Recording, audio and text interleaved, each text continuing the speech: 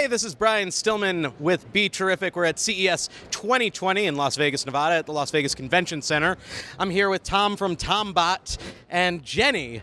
Jennie, the Labrador, although Jennie's not quite the real thing. What? Tell me about Jennie. This is amazing. Certainly. So Jennie is a fully interactive robotic emotional support animal, and she will be the first to be both an FDA medical device and affordable. It's a robot dog. I mean, to put in the simplest terms, I'm looking at this dog that's moving and interacting in a way that reminds me of my Labrador when I was growing up, but it's mechanical. It's all wires and circuits, and it's alarmingly realistic. I have to keep reminding myself that I can't reach over and just pet it, or at least not in the same way. Tell me a little bit about the development of Jennie. Well, you're certainly allowed to pet her. She likes that very much. So Jennie actually was inspired by my mother, who was diagnosed with Alzheimer's in 2011, and I had to take away her dog for safety reasons. That led me on a multi-year research and education effort where I learned a lot more about Alzheimer's and the other causes of dementia, and learned that my mom's story isn't unique, that there are millions of Americans who can't safely or practically care for a live animal due to a health adversity. Research shows that where a senior with dementia can form a robust emotional attachment to an object, that they get a great deal of relief from their behavioral and psychological symptoms of dementia and a reduction in need for psychotropic medications. And so what we've designed her to be is a very appealing emotional attachment object that actually delivers a medical benefit. How did you develop something that bridges the gap between a real pet, real animal, and something that serves those needs but does not need to be cared for in the same way? You know, bridging that uncanny valley. How do you make that work? Well, the uncanny valley is very interesting. We were very concerned about that when we started this program. For those of you who don't know, the uncanny valley is the theory that as robots get more realistic, they get creepy. And I studied the literature on that, and what I learned, or what I inferred from the literature, is that that's true within a species. Like, we're very sensitive to humanoid robots. Monkeys are very sensitive to monkey robots. But I didn't believe that we would be as sensitive to other species, so we tested that. We began with rudimentary robots and looked just to see what the reactions of the seniors would be, and what we found is we progressively became more and more realistic. Their preference levels, their desires to interact to it, the desires to want to treat it like a real animal kept increasing. How did you get to that point of realism? What sort of programming, what sort of mechanical work was involved? Because I'm looking at it and I keep feeling, when it's in the corner of my eye, this urge to kind of reach out. But when you watch it long enough, the movements are a little bit robotic, for lack of a better word. There's a little bit of sort of jerkiness to it, mechanicalness to it, but it doesn't feel that far off. How did you start to work towards that? So first of all, she's our 5th generation prototype, not a production version. So a lot of that mechanical movement is things like fur binding as we're moving. So those things will be corrected during the production version. We're technologists. My background is I've been in the high-tech world for about 35 years, and my two Tombot co-founders and I built a prior startup into one of the world's largest litigation automation companies. And so we brought technology, particularly software and hardware background, with us to this project. However, as tech people, we really didn't know how to make realistic robots. Right. So we reached out to Hollywood for help. We teamed up with Jim Henson's Creature Shop, the people behind the Muppets and Sesame Street, to do all of our artistic design. And what we did with the progressive prototypes is just saw what it was that the seniors were reacting to, and it was really up to Jim Henson to do the artistry to make them look more and more appealing. That's a question I was going to ask you. In figuring out what movements and figuring out what sort of interactions you wanted to imbue Jennie with, how did you figure out what was working? What were things that people were reacting to and were reacting positively to? there were some fairly easy stereotypical things, like Sure. a wagging tail, Right. as an example, or the dog being able to move its ears to attentiveness or cock its head to one direction or another. Those were things that any dog owner would probably be able to pick up on. And then we watched a lot of videos of dogs, looked at how dogs were expressing themselves when they were going through different situations, and once again, with the Jim Henson folks, did the mechanical engineering to create a dog that could be that expressive. For example, there are 7 motors alone in her neck that gives her not only the tremendous range of motion, but also the fine expressive movements that you see. What about feedback in terms of what sort of things that you can do to interact with Jennie? So you can, I see you stroking its back and scratching its head and things like that.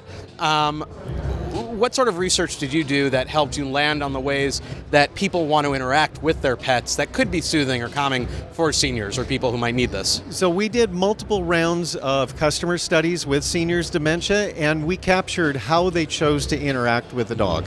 So we found, for example, people love touching the dog behind the ears. They love stroking the back.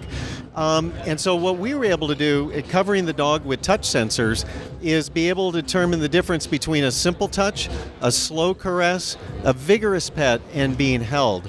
She also responds to voice commands. People love talking to their dogs, and so there are a variety of voice commands that she'll respond to, and we have several other sensors that we're not yet ready to talk about that help her understand her environment based upon the interactions that she's getting from the seniors, and help her make decisions that would allow her to behave like a real dog.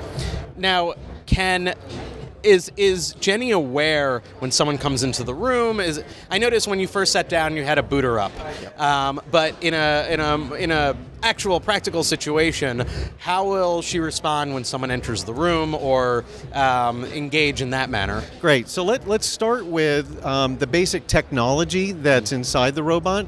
So when you think about robots, think computers, and specifically smartphone computers. So she has similar processor, similar memory, similar battery type and battery life. What we do is simply build on that platform to give her more ways to sense her environment. Now, for Jennie, she can feel and she can hear and a few other sensors, but she can't see. With this version, we found that the vision systems weren't delivering an obvious medical benefit, so we stripped those out along with the ability to walk in this version. However, we'll add that in our next version, a full AI version. And in that, they'll be able to see someone enter the room, identify that person, and then be able to track them as they move across the room. Wow. So right now, Jennie is confined to the dog bed? So Jennie, as a prototype, is confined to the dog bed. I can lift her up here, but we have all of her hardware installed in the bed where we can access it frequently. Sure. The production version, everything will be installed internally, so it'll be fully portable at that point.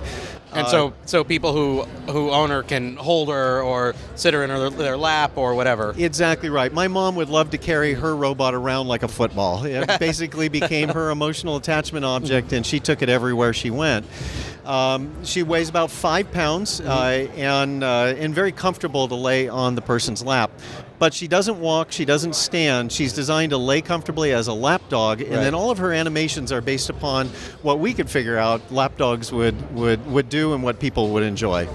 So how long has the process been to get Jennie to this stage and to get to the point where you're looking at a release? My research on this began in 2011, but we launched the company in the summer of 2017. So about 2.5 years to get to this point, and then another year to get the release out. You know, we talk about robots and we think in terms of manufacturing, or Hollywood portrays robots as giant killing machines.